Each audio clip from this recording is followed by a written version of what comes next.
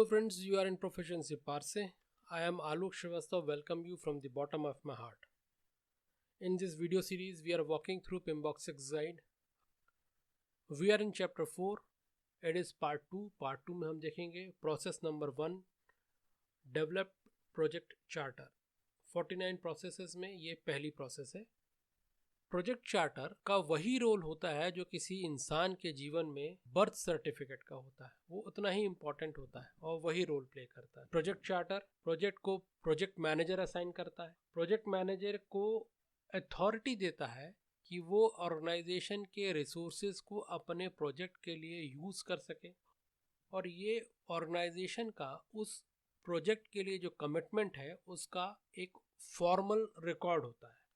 Project charter performing organisation के strategic objective का project से डायरेक्ट लिंक इस्टेब्लिश करता है और ये जो प्रोसेस है वो परफॉर्म की जाती है या तो शुरुआत में या किसी specific pre defined specific point पे. और डेवलप प्रोजेक्ट चार्टर का मतलब हुआ इस प्रोसेस का कि इस जो चार्टर जो बनाना है इसको डेवलप करने की जो प्रक्रिया है, जो प्रोसेस है, वो डेवलप प्रोजेक्ट चार्टर में आती है. अब प्रोजेक्ट चार्टर को डेवलप करने के लिए ईटोज की हम चर्चा करते हैं. ईटोज मतलब input output and input tools and technique and output. तो सबसे पहले इनपुट में आता है बिजनेस केस. आपने कोई प्रोजेक्ट बनता है तो उसके पहले बिजनेस केस या बिजनेस डॉक्यूमेंट डेवलप किए जाते हैं. उनमें से सबसे पहला है बिजनेस केस जो इसका एज ए इनपुट यहाँ पे आता है. बेनिफिट मैनेजमेंट प्लान भी आपने देखा था, जो बेनिफिट मैनेजमेंट प्लान ये भी इसके इनपुट में आता है. इसके बाद है एग्रीमेंट. एग्रीमेंट का मतलब हुआ जो प्रोजेक्ट चार्टर है वो डायरेक्ट लिंक इसके बीच बनाता है परफॉर्मिंग ऑर्गेनाइजेशन और प्रोजेक्ट के बीच में. यदि प्रोजेक्ट इंटरनल टू ऑर्गेनाइजेशन है तो प्रोजेक्ट चार्टर से प्रोजेक्ट का इनिशिएशन हो जाएगा, यहाँ पे उसको एग्रीमेंट की ज़रूरत नहीं है. In case project external to organization है तब जो रिक्वेस्टिंग ऑर्गेनाइजेशन है और परफॉर्मिंग ऑर्गेनाइजेशन के बीच में एक एग्रीमेंट होगा, एक कॉन्ट्रैक्ट MOU जो आप कहें वो कह सकते हैं, एक लीगल डॉक्यूमेंट होगा जो परफॉर्मिंग ऑर्गेनाइजेशन और रिक्वेस्टिंग ऑर्गेनाइजेशन के बीच में रिलेशन स्टैब्लिश करेगा. लेकिन तब भी प्रोजेक्ट चार्टर की ज़रूरत पड़ेगी परफॉर्मिंग ऑर्गेनाइजेशन के स्ट्रेटेजिक ऑब्जेक्टिव और प्रोजेक्ट के बीच में डायरेक्ट लिंक कर बिठाने के लिए और उस प्रोजेक्ट के अस्तित्व में लाने के लिए. अब इसके एग्रीमेंट के बाद है EEF मतलब एंटरप्राइज इन्वायरमेंटल फैक्टर. इसमें गवर्नमेंट और इंडस्ट्री के standard, legal and regulatory requirement, market conditions, organization culture and political climate, organizational governance framework, stakeholders expectation and risk threshold, ये EEF में आते हैं. इसमें सबसे इम्पॉर्टेंट जो है, बाकी सब तो कॉमन है, इजीली समझ जाएंगे इनको. सबसे इम्पॉर्टेंट है स्टेक होल्डर्स के एक्सपेक्टेशन और रिस्क के थ्रेशोल्ड्स, ये EEF में काउंट किए जाते हैं. अगला है OPA में organisational standard and policy process, portfolio programme, project governance framework, monitoring and reporting methods, templates और historical information and lesson learn repositories, ये सब ऑर्गेनाइजेशनल प्रोसेस असेट्स में आते हैं जो इनपुट में लिए जाते हैं.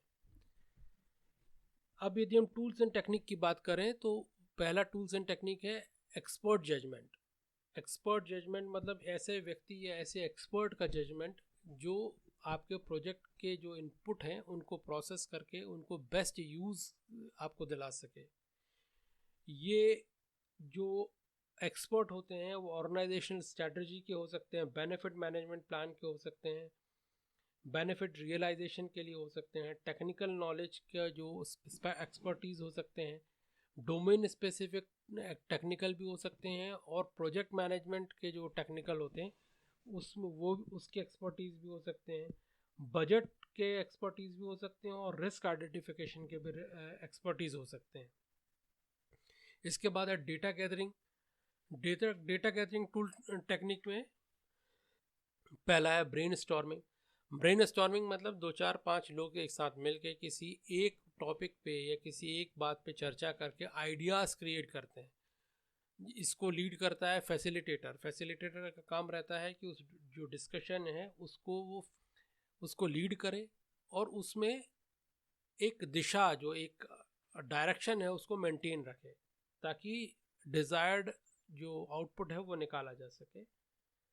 उसके बाद है फोकस ग्रुप। फोकस ग्रुप मतलब 4-5 जो एक्सपर्ट हैं, किसी सब्जेक्ट मैटर के एक्सपर्टीज जो हैं, वो बैठ के किसी टॉपिक या किसी प्रॉब्लम का सोल्यूशन निकालें थ्रू डिस्कशन, आपस में बात करके जो निकालें, वो फोकस ग्रुप में आता है।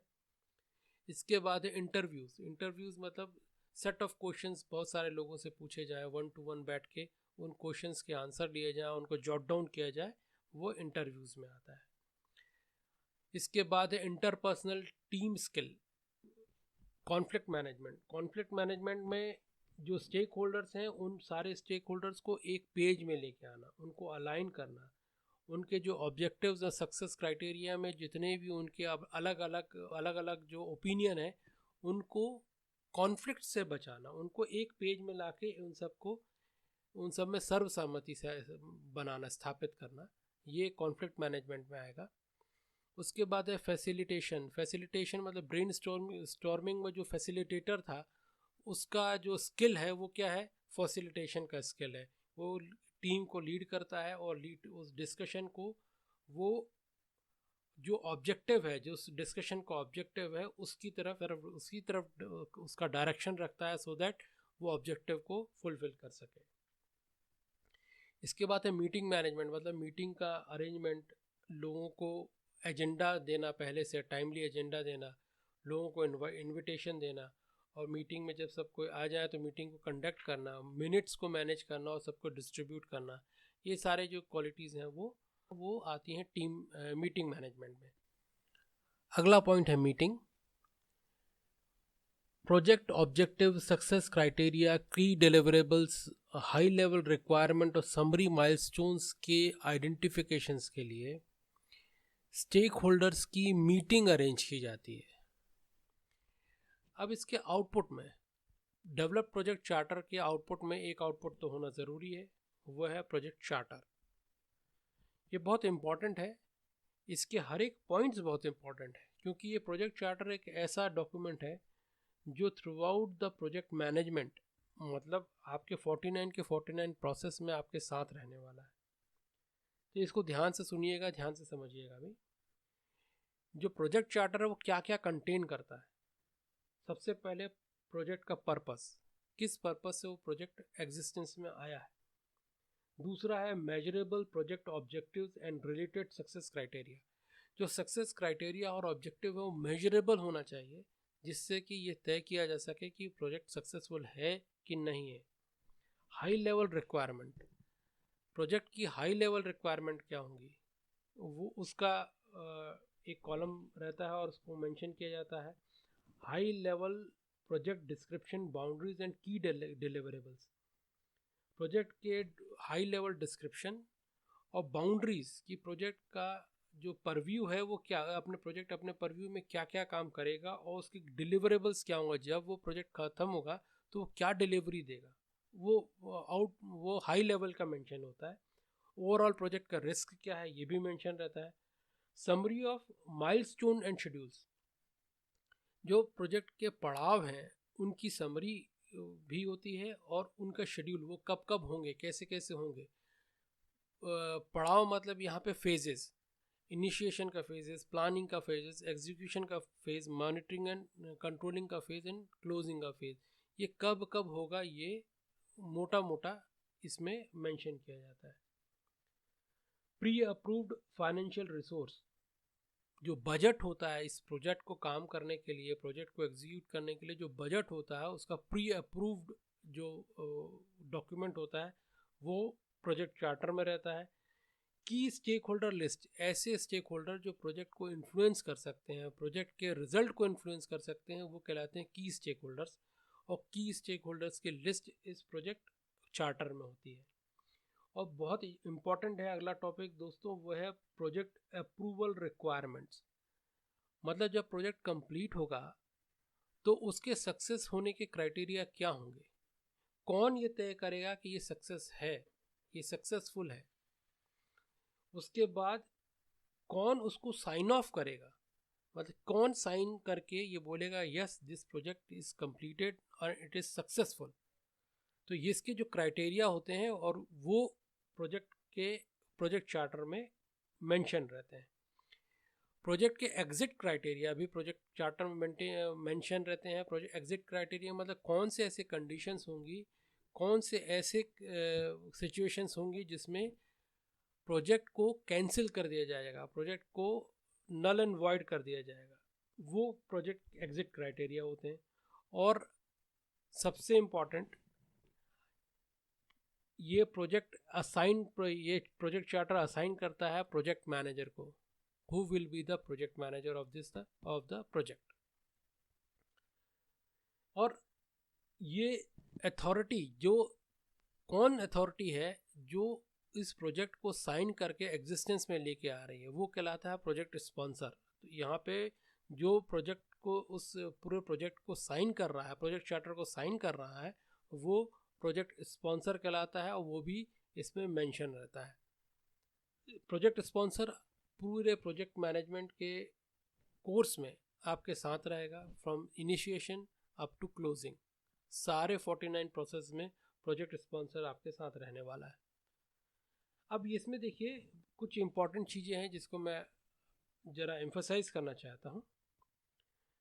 जब भी आपको ये पूछा जाए या ये पता लगाना हो कि प्रोजेक्ट के अप्रूवल के लिए रिक्वायरमेंट क्या क्या है, मतलब प्रोजेक्ट जो क्लोजिंग के समय आप ये कैसे, कौन तय करेगा, ये कैसे तय करेगा कि ये प्रोजेक्ट सक्सेसफुल है कि नहीं है, आपको जब भी ये देखना हो तो आप रेफ़र करेंगे किसको? प्रोजेक्ट चार्टर को रेफ़र करेंगे।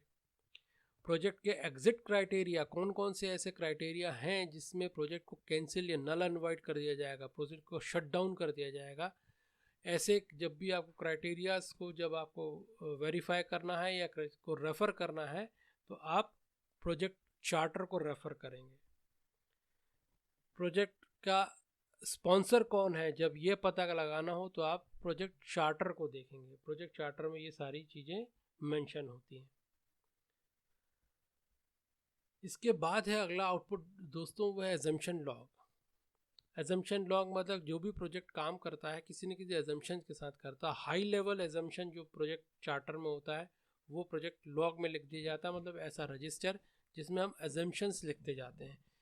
और एजम्पशंस जो हैं वो थ्रू आउट द प्रोजेक्ट्स होते हैं, थ्रू आउट द प्रोजेक्ट्स नए नए एजम्पशंस आते जाते हैं, वो एजम्पशंस को इस एजम्पशन लॉग में रजिस्टर करते जाते हैं। एजम्पशंस वो चीज़ होती हैं जो हम एज्यूम करते हैं प्रोजेक्ट को रन करते वक्त।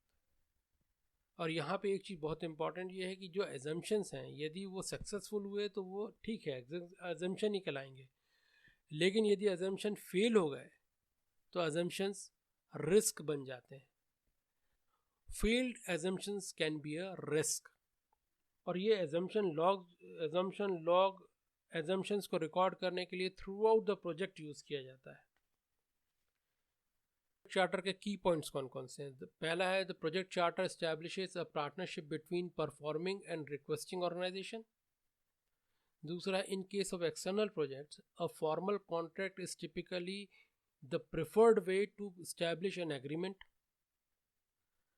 A project charter may still be used to establish internal agreement within an organization to ensure proper delivery under the contract. The approved project charter formally initiates the project. वो project sponsor और project manager दोनों के द्वारा बनाया जा सकता है इन collaboration with initiating entity, मतलब ये दोनों बना सकते हैं, प्रोजेक्ट स्पॉन्सर भी बना सकता है, प्रोजेक्ट मैनेजर भी बना सकता है। Projects are initiated by entity external to project such as sponsor PMO due to internal business need और external influences। जो प्रोजेक्ट जो भी इनिशिएट करता है वो प्रोजेक्ट से बाहर की एंटिटी होती है, वो स्पॉन्सर भी हो सकता है, वो PMO भी हो सकता है, वो प्रोग्राम भी हो सकता है, वो पोर्टफोलियो भी हो सकता है, लेकिन वो प्रोजेक्ट से बाहर का होगा। और प्रोजेक्ट को इनिशिएट करने के दो कारण हो सकते हैं, ये इंटरनल बिजनेस नीड होगी या एक्सटर्नल इन्फ्लुएंसेस होंगे। ये चीज़ दोस्तों हमने प्रोजेक्ट इनिशिएशन कॉन्टेक्स्ट में जो समझा था वही यहाँ पे मेंशन है। These needs of influence often trigger the creation of need analysis, feasibility study, business case और description of situation that the project will address। ये जो नीड है, इंटरनल हो या एक्सटर्नल हो, वो need analysis, feasibility study, business case और उस डिस्क्रिप्शन को डेवलप करते हैं, बनाती है, जो डिस्क्रिप्शन और वो जो सिचुएशन का डिस्क्रिप्शन जिसको कि प्रोजेक्ट एड्रेस करने वाला है। अब बिजनेस केस के बारे में बात करते हैं, जो इम्पोर्टेंट टॉपिक है, जो बिजनेस के बारे केस के बारे में समझना। Although the business document are developed prior to project, they are reviewed periodically. Project charter से पहले ही बिजनेस डॉक्यूमेंट बन जाते हैं, लेकिन इसको बार बार रेफर किया जाता है क्योंकि वही वो ओरिजिन पॉइंट है, वहीं से प्रोजेक्ट को डायरेक्शन मिलने वाला है, स्ट्रेटेजिक गोल मिलने वाला है, तो इसको पीरियोडिकली रिव्यू किया जाता है। द अप्रूव्ड बिजनेस केस और similar is project document most commonly use to create project charter. जो बिजनेस केस है वो और दूसरे बिजनेस डॉक्यूमेंट जो है वो प्रोजेक्ट चार्टर के इनपुट में होते हैं, जैसे कि हमने इनपुट ईटोज में देखा था, और ये इम्पॉर्टेंट रोल होते हैं क्योंकि वहीं से सारी चीज़ ओरिजिनेट हो रही हैं। The business case describes the necessary information from business standpoint to determine whether expected outcome of project justify the required investment। जो बिजनेस केस है वो बिजनेस के पॉइंट ऑफ व्यू से, ये बिजनेस के स्टैंड पॉइंट से ये डिटरमाइन करता है कि जो प्रोजेक्ट का आउटकम होगा वो उसमें किए जाने वाले इन्वेस्टमेंट को जस्टिफाई करता है कि नहीं करता है। Typically, the business need and the cost benefit analysis are contained in business case to justify and establish boundary of project। सामान्यतः जो बिजनेस केस होता है वो कॉस्ट बेनिफिट एनालिसिस और बिजनेस नीड दोनों का समावेश, दोनों को समाहित करता है ताकि बिजनेस की बाउंड्री, जो प्रोजेक्ट की बाउंड्री को एस्टैब्लिश कर सके। The project charter incorporates the appropriate information for project from the business document। जो प्रोजेक्ट चार्टर है वो बिजनेस डॉक्यूमेंट से जो इम्पोर्टेंट, जो ज़रूरत की जो इन्फॉर्मेशन है, अप्रोप्रिएट इन्फॉर्मेशन है, उनको इनकॉर्पोरेट करता है और उसी से प्रोजेक्ट चार्टर बनता है।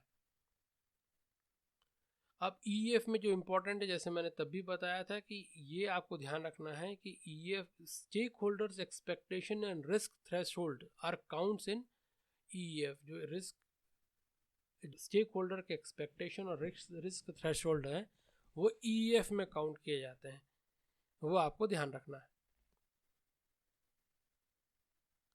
अब बात करते हैं हम role and responsibility of project manager. मतलब प्रोजेक्ट चार्टर में प्रोजेक्ट मैनेजर के क्या रोल्स एंड रिस्पॉन्सिबिलिटीज हो सकते हैं। A project manager is identified and assigned as early as project as is feasible, preferably while project charter is being developed and always prior to start of planning। Project manager को identify और assign किया जाना चाहिए planning से पहले, project charter के बनने से पहले, ताकि वो प्रोजेक्ट के ऑब्जेक्टिव्स को अच्छी तरह समझ सके। Project charter can be developed by project sponsor और project manager in collaboration with initiating entity. Project manager को प्रोजेक्ट मैनेजर और स्पॉन्सर मिल के in collaboration with initiating entity project charter को बनाते हैं। तो दोनों बना सकते हैं, स्पॉन्सर भी और प्रोजेक्ट मैनेजर भी। The project manager the project charter provide the project manager with the authority to plan, execute and control the project. जो ये प्रोजेक्ट चार्टर है वो प्रोजेक्ट मैनेजर को एक अथॉरिटी देता है कि वो प्लान को, जो प्रोजेक्ट के लिए प्लान कर सके, उस प्लान को एग्जीक्यूट कर सके और उसको कंट्रोल कर सके। The project manager does not update or modify business documents since they are not project document. However, the project manager can make recommendation. ये जो बिजनेस डॉक्यूमेंट है वो प्रोजेक्ट के डॉक्यूमेंट नहीं है, तो प्रोजेक्ट मैनेजर उनको चेंज नहीं कर सकता, हालांकि वो रिकमेंडेशन दे सकता है। अब यही चीज़ प्रोजेक्ट चार्टर के साथ भी लागू होती है कि प्रोजेक्ट चार्टर जो है वो एथोराइज कौन कर रहा है, स्पॉन्सर कर रहा है। तो प्रोजेक्ट मैनेजर उस प्रोजेक्ट चार्टर को चेंज नहीं कर सकता भले ही उसने डेवलप किया हो। इस तरीके से दोस्तों प्रोसेस नंबर 1 हमने कंप्लीट किया, प्रोजेक्ट डेवलप प्रोजेक्ट चार्टर। मिलते हैं अगले वीडियो में। नमस्कार।